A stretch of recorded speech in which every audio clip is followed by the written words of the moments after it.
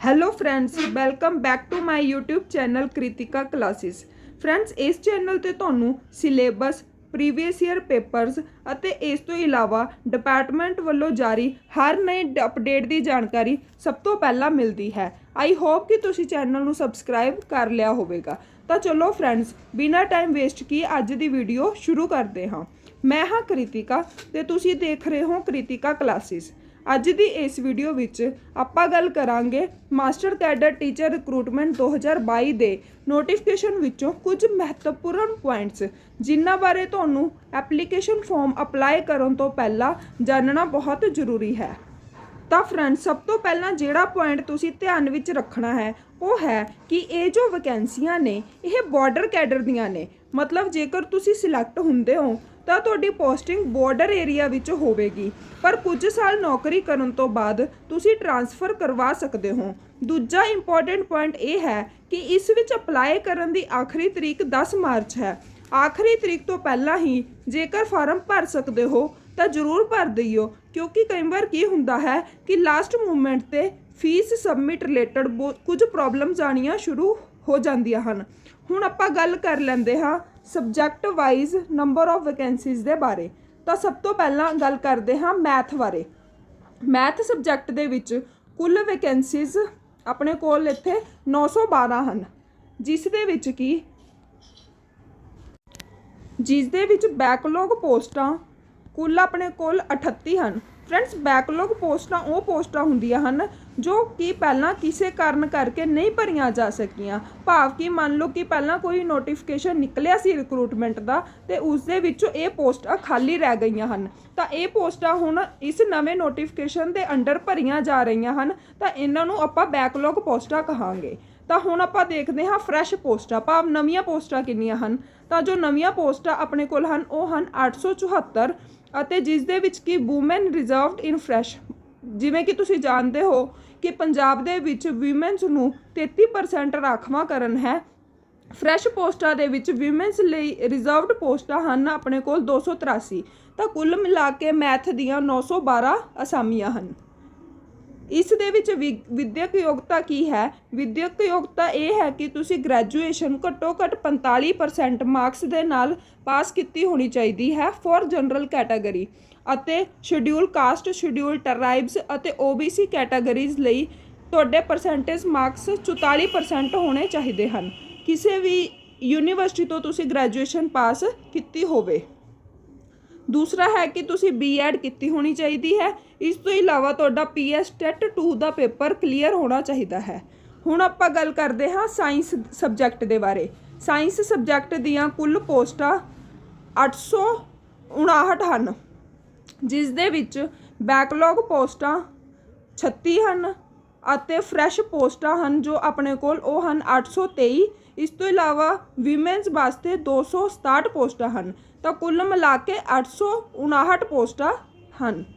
ਇਸ ਦੇ ਵਿੱਚ ਵਿਦਿਅਕ ਯੋਗਤਾ ਹੈ ਕਿ ਜਾਂ ਤਾਂ ਤੁਸੀਂ ਸਾਇੰਸ ਨਾਨ ਮੈਡੀਕਲ ਨਾਲ ਕੀਤੀ ਹੋਵੇ ਜਾਂ ਫਿਰ ਸਾਇੰਸ ਮੈਡੀਕਲ ਸਬਜੈਕਟ ਦੇ ਨਾਲ ਕੀਤੀ ਹੋਵੇ। ਤਾਂ ਇਸ ਦੇ ਵਿੱਚ ਵੀ ਤੁਹਾਡੇ ਵੱਲੋਂ BEd ਪਾਸ ਹੋਣਾ ਲਾਜ਼ਮੀ ਹੈ ਅਤੇ PS TET 2 ਦਾ ਪੇਪਰ ਕੁਆਲੀਫਾਈ ਹੋਣਾ ਚਾਹੀਦਾ ਹੈ। ਜਨਰਲ ਕੈਟਾਗਰੀ ਲਈ ਗ੍ਰੈਜੂਏਸ਼ਨ ਵਿੱਚ 45% ਮਾਰਕਸ ਅਤੇ SC ST OBC ਕੈਟਾਗਰੀਜ਼ ਲਈ 40% ਮਾਰਕਸ ਇਸ ਦੇ ਵਿੱਚ ਹੋਣੇ ਲਾਜ਼ਮੀ ਹਨ। ਹੁਣ ਆਪਾਂ ਦੇਖ ਲੈਂਦੇ ਹਾਂ ਹਿੰਦੀ ਸਬਜੈਕਟ। ਹਿੰਦੀ ਸਬਜੈਕਟ ਦੇ ਵਿੱਚ ਕੁੱਲ ਵੈਕੈਂਸੀਜ਼ 240 ਹਨ, ਜਿਸ ਦੇ ਵਿੱਚ ਬੈਕਲੌਗ ਪੋਸਟਾਂ 35 ਹਨ ਅਤੇ ਫਰੈਸ਼ ਪੋਸਟਾਂ 205 ਅਤੇ ਇਸ ਤੋਂ ਇਲਾਵਾ ਵੀਮੈਨਸ ਵਾਸਤੇ ਰਿਜ਼ਰਵਡ ਪੋਸਟਾਂ 67 ਹਨ। ਕੁੱਲ ਮਿਲਾ ਕੇ ਹਿੰਦੀ ਵਿਸ਼ੇ ਦੀਆਂ 240 ਪੋਸਟਾਂ ਹਨ।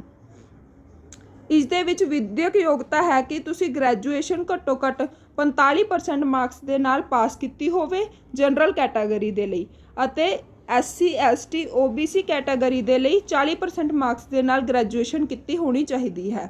BEd ਤੁਹਾਡੀ ਪਾਸ ਹੋਵੇ ਅਤੇ PS TET 2 ਦਾ ਪੇਪਰ ਕੁਆਲੀਫਾਈ ਹੋਵੇ।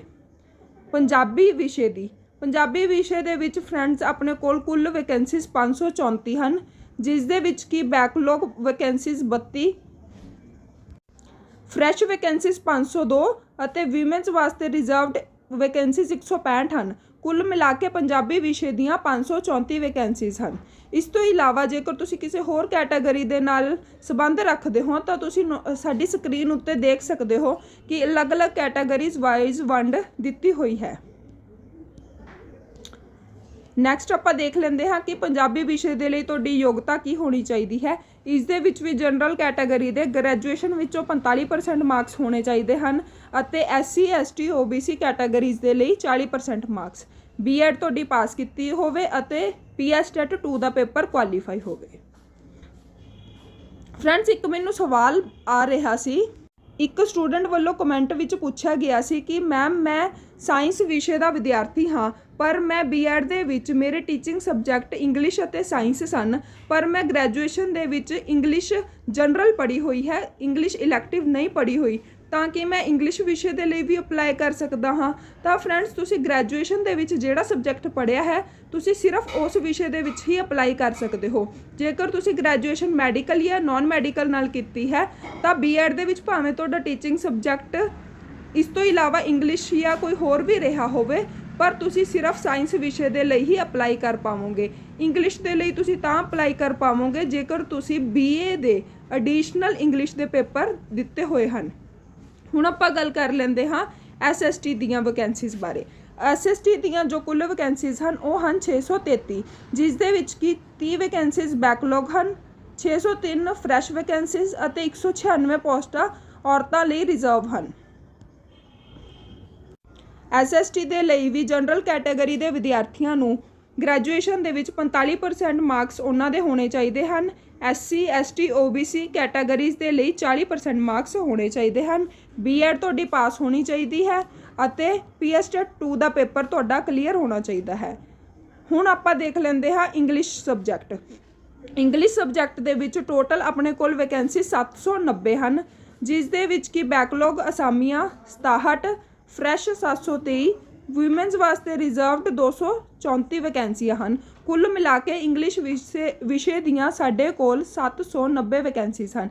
इस दे लई भी फ्रेंड्स सेम क्वालिफिकेशन है कि जनरल कैटेगरी के स्टूडेंट्स ने ग्रैजुएशन 45% मार्क्स के नाल अते SC ST अते OBC कैटेगरी के स्टूडेंट्स ने 40% मार्क्स के नाल पास की होनी चाहिए है।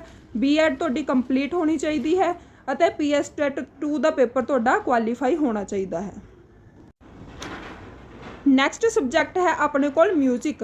म्यूजिक विषय दे विच कुल वैकेंसीज़ इत्थे 25 हैं, जिस दे विच कि बैकलॉग असामियां 12, फ्रैश 13 अते वीमेंस वास्ते रिजर्व पोस्टां 5 हैं।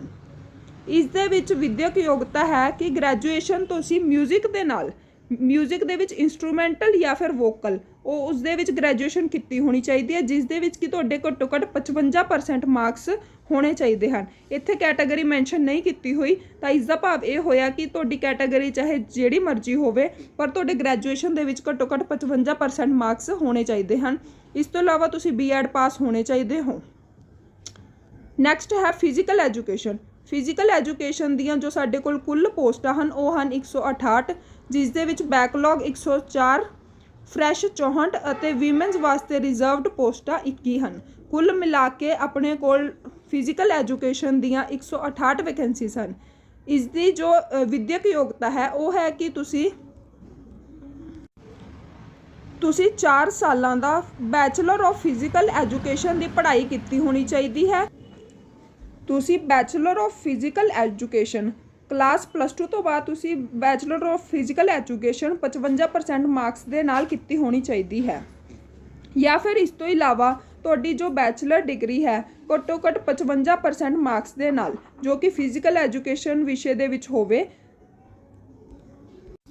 तां भी तुसी इस दे लई एलीजिबल हो। नैक्सट है फ्रेंड्स इत्थे लिखा होया है कि तुहाडा PS TET 2 एग्जाम पास किया होना लाजमी है। अगे आपां देख लेंदे हाँ सिलैक्शन प्रोसैस। सिलैक्शन प्रोसैस की होवेगा। सिलैक्शन प्रोसैस दे विच फ्रेंड्स तुहाडा एक रिटन एग्जाम होवेगा जिस दे विच कि multiple choice question objective question होणगे जो कि टोटल 150 क्वेश्चन होणगे। हर एक क्वेश्चन 1 नंबर का होवेगा तो बाद विच उसकी मैरिट बनेगी। मैरिट दे विच PS TET 2 दे नंबर नहीं जोड़े जाणगे। ਜੇਕਰ ਕਿਸੇ ਦੋ ਵਿਦਿਆਰਥੀਆਂ ਦੇ ਮਾਸਟਰ ਕੈਡਰ ਦੇ ਰਿਟਨ ਐਗਜ਼ਾਮ ਵਿੱਚੋਂ ਨੰਬਰ ਸੇਮ ਆਉਂਦੇ ਹਨ ਤਾਂ ਜਿਸ ਵਿਦਿਆਰਥੀ ਦੇ ਗ੍ਰੈਜੂਏਸ਼ਨ ਵਿੱਚੋਂ ਨੰਬਰ ਜ਼ਿਆਦਾ ਹਨ ਉਸ ਨੂੰ ਪ੍ਰੈਫਰੈਂਸ ਦਿੱਤੀ ਜਾਵੇਗੀ। ਨੈਕਸਟ ਇੱਥੇ ਲਿਖਿਆ ਹੋਇਆ ਹੈ ਸੈਲਰੀ ਬਾਰੇ। ਤਾਂ ਫਰੈਂਡ ਜੋ ਇਸ ਦੇ ਵਿੱਚ ਲਿਖਿਆ ਹੋਇਆ ਹੈ ਕਿ ਸੈਲਰੀ ਕਿੰਨੀ ਹੋਵੇਗੀ, ਤਾਂ ਸੈਲਰੀ ਹੋਵੇਗੀ 35,400 ਰੁਪਏ। ਤਾਂ ਇਸ ਤੋਂ ਇਲਾਵਾ ਇੱਥੇ ਲਿਖਿਆ ਹੋਇਆ ਹੈ ਕਿ 3 ਸਾਲ ਦਾ ਤੁਹਾਡਾ ਪ੍ਰੋਬੇਸ਼ਨ ਪੀਰੀਅਡ ਹੋਵੇਗਾ। ਨੈਕਸਟ ਸਭ ਤੋਂ ਇੰਪੋਰਟੈਂਟ ਆਪਾਂ ਗੱਲ ਕਰ ਲੈਂਦੇ ਹਾਂ ਏਜ ਲਿਮਟ ਦੇ ਬਾਰੇ। ਤਾਂ ਏਜ ਲਿਮਟ ਇੱਥੇ ਲਿਖਿਆ ਹੋਇਆ ਹੈ ਕਿ 1 ਜਨਵਰੀ 2021 ਨੂੰ ਏਜ ਤੁਹਾਡੀ 18 ਤੋਂ 37 ਸਾਲ ਦੇ ਵਿਚਕਾਰ ਹੋਣੀ ਚਾਹੀਦੀ ਹੈ। ਇਸ ਤੋਂ ਇਲਾਵਾ ਜੋ ਪੰਜਾਬ ਦੇ ਅਨੁਸੂਚਿਤ ਜਾਤੀ ਅਤੇ ਪਛੜੀ ਸ਼੍ਰੇਣੀ ਦੇ ਉਮੀਦਵਾਰ ਹਨ ਉਹਨਾਂ ਨੂੰ 5 ਸਾਲ ਦੀ ਛੂਟ ਏਜ ਦੇ ਵਿੱਚ ਦਿੱਤੀ ਜਾਵੇਗੀ। ਪੰਜਾਬ ਹੋਰ ਰਾਜਾਂ ਅਤੇ ਕੇਂਦਰ ਸਰਕਾਰ ਦੇ ਕਰਮਚਾਰੀਆਂ ਲਈ ਉਮਰ ਦੀ ਉੱਪਰਲੀ ਸੀਮਾ ਦੀ ਹੱਦ 45 ਸਾਲ ਤੱਕ ਹੋ ਸਕਦੀ ਹੈ। ਨੈਕਸਟ ਇੱਥੇ ਧਿਆਨ ਰੱਖਣ ਯੋਗ ਗੱਲ ਇਹ ਹੈ ਕਿ ਪੰਜਾਬ ਦੀਆਂ ਜੋ ਵਿਧਵਾ ਅਤੇ ਤਲਾਕਸ਼ੁਦਾ ਔਰਤਾਂ ਹਨ ਉਹਨਾਂ ਦੇ ਲਈ ਅੱਪਰ ਏਜ ਲਿਮਟ 42 ਸਾਲ ਤੱਕ ਹੈ। ਪੰਜਾਬ ਦੇ ਵਸਨੀਕ ਵਿਕਲਾਂਗਾਂ ਦੀ ਉਮਰ ਹੱਦ ਸੀਮਾ ਦੀ ਉੱਪਰਲੀ ਹੱਦ ਵਿੱਚ 10 ਸਾਲ ਦੀ ਛੂਟ ਹੋਵੇਗੀ, ਭਾਵ ਕਿ ਫਿਜ਼ੀਕਲ ਹੈਂਡੀਕੈਪਟ ਕੈਂਡੀਡੇਟਸ ਲਈ 10 ਸਾਲ ਦੀ ਏਜ ਦੇ ਵਿੱਚ ਛੋਟ ਹੋਵੇਗੀ। ਇਸ ਤੋਂ ਇਲਾਵਾ ਜਿਨ੍ਹਾਂ ਨੇ ਫੌਜ ਵਿੱਚ ਸੇਵਾ ਕੀਤੀ ਹੋਈ ਹੈ ਉਹਨਾਂ ਨੂੰ 3 ਸਾਲ ਦੀ ਏਜ ਰਿਲੈਕਸੇਸ਼ਨ ਮਿਲੇਗੀ। ਤਾਂ ਹੁਣ ਆਪਾਂ ਗੱਲ ਕਰਦੇ ਹਾਂ ਐਪਲੀਕੇਸ਼ਨ ਫੀਸ ਦੇ ਬਾਰੇ। ਜਨਰਲ ਅਤੇ ਹੋਰ ਕੈਟਾਗਰੀ ਦੇ ਜੋ ਕੈਂਡੀਡੇਟਸ ਹਨ ਉਹਨਾਂ ਦੇ ਲਈ ਐਪਲੀਕੇਸ਼ਨ ਫੀਸ 1000 ਰੁਪਏ ਹੈ। ਰਿਜ਼ਰਵ ਕੈਟਾਗਰੀ ਜਿਸ ਦੇ ਵਿੱਚ SC ਅਤੇ ST ਆਉਂਦੇ ਹਨ ਉਹਨਾਂ ਦੇ ਲਈ ਐਪਲੀਕੇਸ਼ਨ ਫੀਸ 500 ਰੁਪਏ ਹੈ। ਅਤੇ ਸਾਬਕਾ ਸੈਨਿਕ, ਜੇਕਰ ਸਾਬਕਾ ਸੈਨਿਕ ਖੁਦ ਅਪਲਾਈ ਕਰਦਾ ਹੈ ਤਾਂ ਉਹਨਾਂ ਦੇ ਲਈ ਕੋਈ ਫੀਸ ਇਸ ਵਿੱਚ ਨਹੀਂ ਹੈ। ਨੈਕਸਟ ਫਰੈਂਡਸ ਆਪਾਂ ਦੇਖ ਲੈਂਦੇ ਹਾਂ ਕੁਝ ਆਮ ਸ਼ਰਤਾਂ ਜੋ ਕਿ ਇਸ ਦੇ ਵਿੱਚ ਲਿਖਿਆ ਹੋਇਆ ਹੈ ਕਿ ਜਿਹੜੇ ਸਟੂਡੈਂਟਸ ਜਿਹੜੇ ਕੈਂਡੀਡੇਟਸ ਰਿਜ਼ਰਵੇਸ਼ਨ ਦਾ ਲਾਭ ਲੈਣਾ ਚਾਹੁੰਦੇ ਹਨ ਉਹਨਾਂ ਦੇ ਕੋਲ ਜੋ ਉਹਨਾਂ ਦਾ ਕੈਟਾਗਰੀ ਸਰਟੀਫਿਕੇਟ ਹੈ, ਭਾਵ ਕਿ ਜਾਤੀ ਸਰਟੀਫਿਕੇਟ ਹੈ, ਉਹ ਕਿਸੇ ਸੰਬੰਧਿਤ ਸਮਰੱਥ ਅਧਿਕਾਰੀ ਵੱਲੋਂ ਜਾਰੀ ਕੀਤਾ ਹੋਣਾ ਚਾਹੀਦਾ ਹੈ ਜਿਸ ਵਿੱਚ ਜੋ ਉਹਨਾਂ ਦੀ ਜਾਤੀ ਹੈ ਉਹ ਸਪਸ਼ਟ ਤੌਰ 'ਤੇ ਲਿਖੀ ਹੋਣੀ ਚਾਹੀਦੀ ਹੈ। ਇਸ ਤੋਂ ਇਲਾਵਾ ਅਨੁਸੂਚਿਤ ਜਾਤੀ ਅਤੇ ਪਛੜੀ ਸ਼੍ਰੇਣੀ ਦੀ ਉਹ ਇਸਤਰੀ ਉਮੀਦਵਾਰ ਜਿਨ੍ਹਾਂ ਦੇ ਸਰਟੀਫਿਕੇਟ ਵਿਆਹ ਉਪਰੰਤ ਪਤੀ ਦੇ ਨਾਮ 'ਤੇ ਬਣੇ ਹਨ ਉਹਨਾਂ ਇਸਤਰੀ ਉਮੀਦਵਾਰਾਂ ਨੂੰ ਸਕਰੂਟਨੀ ਸਮੇਂ ਉਹ ਸਰਟੀਫਿਕੇਟ ਜਿਸ ਵਿੱਚ ਪਿਤਾ ਦਾ ਨਾਮ ਦਰਜ ਹੈ ਜਾਂ ਪਿਤਾ ਦਾ ਅਨੁਸੂਚਿਤ ਜਾਤੀ ਜਾਂ ਪਛੜੀ ਸ਼੍ਰੇਣੀ ਦਾ ਸਰਟੀਫਿਕੇਟ ਸਬੂਤ ਵਜੋਂ ਪੇਸ਼ ਕਰਨਾ ਹੋਵੇਗਾ। ਜੇਕਰ ਉਹ ਇਹ ਸਰਟੀਫਿਕੇਟ ਪੇਸ਼ ਨਹੀਂ ਕਰਦੀ ਤਾਂ ਉਸ ਦੀ ਪਾਤਰਤਾ ਅਨੁਸੂਚਿਤ ਜਾਤੀ ਜਾਂ ਪਛੜੀ ਸ਼੍ਰੇਣੀ ਜਿਹੋ ਜਿਹਾ ਵੀ ਕੇਸ ਹੋਵੇ ਵਿੱਚ ਨਹੀਂ ਵਿਚਾਰੀ ਜਾਵੇਗੀ। ਭਾਵ ਇਹ ਹੈ ਕਿ ਤੁਸੀਂ ਜਨਮ ਤੋਂ ਹੀ ਉਸ ਕੈਟਾਗਰੀ ਦੇ ਨਾਲ ਸੰਬੰਧਿਤ ਹੋਣੇ ਚਾਹੀਦੇ ਹੋ। ਅਨੁਸੂਚਿਤ ਜਾਤੀ ਦਾ ਰਾਖਵਾਂਕਰਨ ਪੰਜਾਬ ਅਨੁਸੂਚਿਤ ਜਾਤੀਆਂ ਅਤੇ ਪਛੜੀਆਂ ਸ਼੍ਰੇਣੀਆਂ ਐਕਟ 2006 ਅਨੁਸਾਰ ਹੋਵੇਗਾ। ਨੈਕਸਟ ਇੱਥੇ ਲਿਖਿਆ ਹੋਇਆ ਹੈ ਕਿ ਇਹਨਾਂ ਅਸਾਮੀਆਂ ਦਾ ਰਾਖਵਾਂਕਰਨ ਪੰਜਾਬ ਸਰਕਾਰ ਭਲਾਈ ਵਿਭਾਗ ਦੇ ਅਨੁਸਾਰ ਲਾਗੂ ਹੋਵੇਗਾ। BC ਕੈਟਾਗਰੀ ਦਾ ਸਰਟੀਫਿਕੇਟ ਉਦੋਂ ਤੱਕ ਵੈਲਿਡ ਮੰਨਿਆ ਜਾਵੇਗਾ ਜਦੋਂ ਤੱਕ ਜੋ ਐਪਲੀਕੈਂਟ ਹੈ ਉਹ ਕ੍ਰੀਮੀ ਲੇਅਰ ਦੇ ਦਾਇਰੇ ਵਿੱਚ ਨਹੀਂ ਆ ਜਾਂਦਾ। ਪਛੜੀ ਸ਼੍ਰੇਣੀ ਦਾ ਲਾਭ ਪ੍ਰਾਪਤ ਕਰਨ ਲਈ ਉਮੀਦਵਾਰ ਨੂੰ ਦਸਤਾਵੇਜ਼ਾਂ ਦੀ ਸਕਰੂਟਨੀ ਸਮੇਂ ਆਪਣੀ ਪ੍ਰਤੀਬੇਨਤੀ ਦੇ ਨਾਲ ਸਮਰੱਥ ਅਧਿਕਾਰੀ ਦੁਆਰਾ ਜਾਰੀ ਆਮਦਨ ਸਰਟੀਫਿਕੇਟ ਦੇਣਾ ਪਵੇਗਾ ਕਿ ਉਸ ਦੇ ਸਟੇਟਸ ਵਿੱਚ ਕੋਈ ਤਬਦੀਲੀ ਨਹੀਂ ਆਈ ਅਤੇ ਉਹ ਕ੍ਰੀਮੀ ਲੇਅਰ ਦੇ ਦਾਇਰੇ ਵਿੱਚ ਨਹੀਂ ਆਉਂਦਾ। ਨੈਕਸਟ ਫਰੈਂਡ ਸਾਬਕਾ ਸੈਨਿਕ ਬਾਰੇ ਲਿਖਿਆ ਹੋਇਆ ਹੈ, ਤੁਸੀਂ ਚਾਹੋ ਤਾਂ ਇਸ ਨੂੰ ਪੜ੍ਹ ਸਕਦੇ ਹੋ। ਨੈਕਸਟ ਹੈ ਖਿਡਾਰੀ ਕੋਟੇ ਅਧੀਨ। ਤਾਂ ਜਿਹੜੇ ਕੈਂਡੀਡੇਟਸ ਖਿਡਾਰੀ ਕੋਟੇ ਅਧੀਨ ਰਾਖਵਾਂਕਰਨ ਲੈਣਾ ਚਾਹੁੰਦੇ ਹਨ ਤਾਂ ਉਹਨਾਂ ਨੂੰ ਸਕਰੂਟਨੀ ਸਮੇਂ ਗ੍ਰੇਡੇਸ਼ਨ ਸਰਟੀਫਿਕੇਟ ਪੇਸ਼ ਕਰਨਾ ਹੋਵੇਗਾ ਜਿਸ ਦੀ ਡਾਇਰੈਕਟਰ ਸਪੋਰਟਸ ਪੰਜਾਬ ਵੱਲੋਂ ਗ੍ਰੇਡੇਸ਼ਨ ਕੀਤੀ ਹੋਵੇ। ਸਪੋਰਟਸ ਕੈਟਾਗਰੀ ਵਿੱਚ ਸਿਰਫ ਸਪੋਰਟਸ ਮੈਰਿਟ ਨੂੰ ਹੀ ਆਧਾਰ ਮੰਨਿਆ ਜਾਵੇਗਾ ਜੋ ਡਾਇਰੈਕਟਰ ਸਪੋਰਟਸ ਪੰਜਾਬ ਵੱਲੋਂ ਆਪਣੇ ਨਿਯਮਾਂ ਅਨੁਸਾਰ ਤਿਆਰ ਕੀਤੀ ਜਾਵੇਗੀ। ਇਸ ਤੋਂ ਇਲਾਵਾ ਜੋ ਫਿਜ਼ੀਕਲੀ ਹੈਂਡੀਕੈਪਟ ਹਨ ਉਹਨਾਂ ਬਾਰੇ ਇੱਥੇ ਲਿਖਿਆ ਹੋਇਆ ਹੈ ਕਿ ਉਮੀਦਵਾਰ ਸਮਰੱਥ ਅਧਿਕਾਰੀ ਦੁਆਰਾ ਜਾਰੀ ਅਪਾਹਜ ਦਾ ਸਰਟੀਫਿਕੇਟ ਦਸਤਾਵੇਜ਼ਾਂ ਦੀ ਸਕਰੂਟਨੀ ਸਮੇਂ ਭਾਵ ਡਾਕੂਮੈਂਟ ਵੈਰੀਫਿਕੇਸ਼ਨ ਸਮੇਂ ਪੇਸ਼ ਕਰਨਾ ਹੋਵੇਗਾ ਜਿਸ ਵਿੱਚ ਉੱਪਰਲੀ ਜਾਂ ਹੇਠਲੀ ਅੰਗਹੀਣਤਾ ਹੱਦ ਦੇ 40% ਸਥਾਈ ਅੰਸ਼ਿਕ ਦਰਜ ਹੋਵੇ। ਇਸ ਸਰਟੀਫਿਕੇਟ ਵਿੱਚ ਸਿਵਲ ਰੋਜ਼ਗਾਰ ਨਿਰਧਾਰਿਤ ਅਸਾਮੀ ਲਈ ਫਿੱਟ ਹੋਣਾ ਵੀ ਦਰਸਾਇਆ ਜਾਣਾ ਜ਼ਰੂਰੀ ਹੈ, ਭਾਵ ਕਿ ਤੁਸੀਂ ਇਸ ਜੌਬ ਕਰਨ ਦੇ ਏਬਲ ਹੋ ਜਾਂ ਨਹੀਂ। ਇਹ ਸਰਟੀਫਿਕੇਟ ਜ਼ਿਲ੍ਹੇ ਦੇ ਸਿਵਲ ਸਰਜਨ ਜਾਂ ਉਹਨਾਂ ਵੱਲੋਂ ਅਧਿਕਾਰਿਤ ਮੈਡੀਕਲ ਅਫਸਰ ਵੱਲੋਂ ਜਾਰੀ ਕੀਤਾ ਹੋਵੇ। ਨੈਕਸਟ ਫਰੈਂਡਸ ਇੱਥੇ ਲਿਖਿਆ ਹੋਇਆ ਹੈ ਵੈਰੀ ਇੰਪੋਰਟੈਂਟ ਪੁਆਇੰਟ, ਉਹ ਇਹ ਹੈ ਕਿ ਰਿਜ਼ਰਵੇਸ਼ਨ ਦਾ ਜੋ ਲਾਭ ਹੈ ਉਹ ਕੇਵਲ ਪੰਜਾਬ ਦੇ ਜੰਮਪਲ ਪੱਕੇ ਵਾਸੀਆਂ ਨੂੰ ਹੀ ਪ੍ਰਾਪਤ ਹੋਵੇਗਾ। ਭਾਵ ਕਿ ਜੋ ਪੰਜਾਬ ਦੇ ਡੋਮਿਸਾਈਲ ਸਰਟੀਫਿਕੇਟ ਜਿਨ੍ਹਾਂ ਕੋਲ ਹੈਗਾ ਹੈ ਉਹਨਾਂ ਨੂੰ ਹੀ ਰਿਜ਼ਰਵੇਸ਼ਨ ਦਾ ਲਾਭ ਪ੍ਰਾਪਤ ਹੋਵੇਗਾ। ਇਸ ਤੋਂ ਇਲਾਵਾ ਉਮੀਦਵਾਰ ਵੱਲੋਂ ਭਰੀ ਗਈ ਕੈਟਾਗਰੀ ਹੀ ਅੰਤਿਮ ਮੰਨੀ ਜਾਵੇਗੀ ਅਤੇ ਉਸੇ ਕੈਟਾਗਰੀ ਵਿੱਚ ਵਿਚਾਰਿਆ ਜਾਵੇਗਾ। ਭਾਵ ਕਿ ਤੁਸੀਂ ਐਪਲੀਕੇਸ਼ਨ ਫਾਰਮ ਦੇ ਵਿੱਚ ਜਿਹੜੀ ਕੈਟਾਗਰੀ ਭਰ ਦੇਵੋਗੇ ਤੁਹਾਨੂੰ ਉਸ ਕੈਟਾਗਰੀ ਦੇ ਅੰਡਰ ਹੀ ਤੁਹਾਡੀ ਜੋ ਕਾਉਂਸਲਿੰਗ ਹੈ ਉਹ ਹੋਵੇਗੀ। ਬਾਅਦ ਵਿੱਚ ਤੁਸੀਂ ਆਪਣੀ ਕੈਟਾਗਰੀ ਚੇਂਜ ਨਹੀਂ ਕਰ ਸਕਦੇ ਹੋ। ਇਸ ਤੋਂ ਇਲਾਵਾ ਇੱਥੇ ਲਿਖਿਆ ਹੋਇਆ ਹੈ ਕਿ ਆਨਲਾਈਨ ਅਪਲਾਈ ਕਰਨ ਸਮੇਂ ਆਪਣੀ ਹੀ ਕੈਟਾਗਰੀ ਵਿੱਚ ਅਪਲਾਈ ਕੀਤਾ ਜਾਵੇ। ਸਭ ਤੋਂ ਇੰਪੋਰਟੈਂਟ ਪੁਆਇੰਟ ਇਹ ਹੈ ਕਿ ਤੁਸੀਂ ਘੱਟੋ ਘੱਟ 10ਵੀਂ ਪੰਜਾਬੀ ਵਿੱਚ ਪਾਸ ਕੀਤੀ ਹੋਵੇ। ਭਾਵ ਕਿ 10ਵੀਂ ਦੇ ਵਿੱਚ ਤੁਹਾਡੇ ਪੰਜਾਬੀ ਕੀਤੀ ਹੋਣੀ ਲਾਜ਼ਮੀ ਹੈ। ਇਸ ਤੋਂ ਇਲਾਵਾ ਮੇਲਜ਼ ਅਤੇ ਫੀਮੇਲ ਕੈਂਡੀਡੇਟਸ ਦੀ ਸਾਂਝੀ ਮੈਰਿਟ ਬਣਾਈ ਜਾਵੇਗੀ। ਇਸ ਤੋਂ ਇਲਾਵਾ ਅਸਾਮੀਆਂ ਨੂੰ ਵਧਾਇਆ ਘਟਾਇਆ ਜਾ ਸਕਦਾ ਹੈ। ਤਾਂ ਫਰੈਂਡਸ ਬਾਕੀ ਜੋ ਪੁਆਇੰਟਸ ਹਨ ਉਹ ਤੁਸੀਂ ਸਕਰੀਨ ਦੇ ਉੱਤੇ ਦੇਖ ਸਕਦੇ ਹੋ। ਮੈਂ ਇਹਨਾਂ ਨੂੰ ਸਕਰੋਲ ਕਰ ਦਿੰਦੀ ਹਾਂ। ਜੇਕਰ ਇਹ ਤੁਹਾਡੇ ਰਿਲੇਟਡ ਹਨ ਤਾਂ ਤੁਸੀਂ ਇਹਨਾਂ ਨੂੰ ਜ਼ਰੂਰ ਧਿਆਨ ਵਿੱਚ ਰੱਖ ਲਈਓ। ਇਸ ਤੋਂ ਇਲਾਵਾ ਜੋ ਸਭ ਤੋਂ ਇੰਪੋਰਟੈਂਟ ਪੁਆਇੰਟ ਹੈ ਉਹ ਇਹ ਹੈ ਕਿ ਜੇਕਰ ਤੁਸੀਂ ਸਾਈਬਰ ਕੈਫੇ ਦੇ ਵਿੱਚੋਂ ਆਪਣਾ ਐਪਲੀਕੇਸ਼ਨ ਫਾਰਮ ਭਰ ਰਹੇ ਹੋ ਤਾਂ ਫਾਰਮ ਦੇ ਵਿੱਚ ਤੁਸੀਂ ਬਹੁਤ ਧਿਆਨ ਨਾਲ ਸਾਰੀਆਂ ਡਿਟੇਲਸ ਭਰਨੀਆਂ ਹਨ, ਕਿਉਂਕਿ ਬਾਅਦ ਵਿੱਚ ਉਸ ਦੇ ਵਿੱਚ ਕੋਈ ਵੀ ਚੇਂਜਸ ਨਹੀਂ ਕਰ ਸਕਦੇ ਹੋ। ਨੈਕਸਟ ਇੱਥੇ ਲਿਖਿਆ ਹੋਇਆ ਹੈ ਕਿ ਤੁਸੀਂ ਆਪਣਾ mobile number, email address, bank details, bank ਦਾ IFSC code, branch name etcetera ਉਹ ਸਾਰਾ ਕੁਝ ਆਨਲਾਈਨ ਅਪਲਾਈ ਕਰਨ ਵੇਲੇ ਫਾਰਮ ਵਿੱਚ ਜ਼ਰੂਰ ਭਰ ਦੇਵੋ।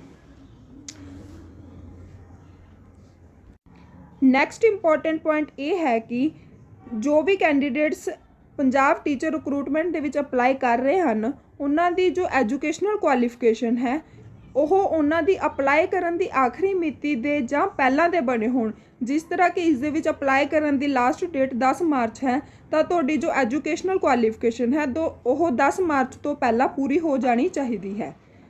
ਰਿਜ਼ਰਵੇਸ਼ਨ ਦਾ ਲਾਭ ਲੈਣ ਲਈ ਕੈਟਾਗਰੀਆਂ ਦੇ ਸਰਟੀਫਿਕੇਟ ਆਦਿ ਸਕਰੂਟਨੀ ਸਮੇਂ ਹੀ ਜਮ੍ਹਾਂ ਚੈੱਕ ਕਰਵਾਉਣ ਉਪਰੰਤ ਮੰਨਣਯੋਗ ਹੋਣਗੇ। ਸਕਰੂਟਨੀ ਪ੍ਰੋਸੈਸ ਖਤਮ ਹੋਣ ਤੋਂ ਬਾਅਦ ਕਿਸੇ ਵੀ ਉਮੀਦਵਾਰ ਦੀ ਪ੍ਰਤੀ ਬੇਨਤੀ ਪ੍ਰਵਾਨ ਨਹੀਂ ਕੀਤੀ ਜਾਵੇਗੀ। ਇਸ ਦਾ ਭਾਵ ਇਹ ਹੈ ਕਿ ਜਦੋਂ ਡਾਕੂਮੈਂਟ ਵੈਰੀਫਿਕੇਸ਼ਨ ਹੋਵੇਗੀ ਉਦੋਂ ਤੁਹਾਡੇ ਕੋਲ ਇਹ ਸਾਰੇ ਡਾਕੂਮੈਂਟਸ ਆਪਣੇ ਹੋਣੇ ਚਾਹੀਦੇ ਹਨ। ਨੈਕਸਟ ਇੱਥੇ ਲਿਖਿਆ ਹੋਇਆ ਆਨਲਾਈਨ ਅਪਲਾਈ ਕਰਨ ਦਾ ਪ੍ਰੋਸੈਸ। ਫਰੈਂਡਸ ਇਸ ਦੇ ਲਈ ਤੁਹਾਡੇ ਲਈ ਇੱਕ ਅਲੱਗ ਤੋਂ ਵੀਡੀਓ ਬਣਾ ਦਿੱਤੀ ਗਈ ਹੈ ਜਿਸ ਦਾ ਲਿੰਕ ਤੁਹਾਨੂੰ ਡਿਸਕ੍ਰਿਪਸ਼ਨ ਬਾਕਸ ਦੇ ਵਿੱਚ ਮਿਲ ਜਾਵੇਗਾ। ਤਾਂ ਫਰੈਂਡਸ ਅੱਜ ਦੀ ਵੀਡੀਓ ਦੇ ਵਿੱਚ ਬਸ ਇੰਨਾ ਹੀ। ਜੇਕਰ ਤੁਹਾਡਾ ਕੋਈ ਕੁਐਸਚਨ ਕੁਐਰੀ ਹੈ ਤਾਂ ਤੁਸੀਂ ਕਮੈਂਟ ਬਾਕਸ ਦੇ ਵਿੱਚ ਕਮੈਂਟ ਕਰਕੇ ਪੁੱਛ ਸਕਦੇ ਹੋ। ਡਿਪਾਰਟਮੈਂਟ ਵੱਲੋਂ ਜਾਰੀ ਹਰ ਨਵੇਂ ਅਪਡੇਟ ਦੀ ਜਾਣਕਾਰੀ ਤੁਹਾਨੂੰ ਇਸ ਚੈਨਲ ਉੱਤੇ ਸਭ ਤੋਂ ਪਹਿਲਾਂ ਦਿੱਤੀ ਜਾਵੇਗੀ। ਤਾਂ ਚੈਨਲ ਨੂੰ ਸਬਸਕ੍ਰਾਈਬ ਕਰਕੇ ਅਤੇ ਬੈਲ ਆਈਕਨ ਦਬਾ ਕੇ ਰੱਖ ਲਵੋ। ਵੀਡੀਓ ਦੇਖਣ ਦੇ ਲਈ ਤੁਹਾਡਾ ਧੰਨਵਾਦ।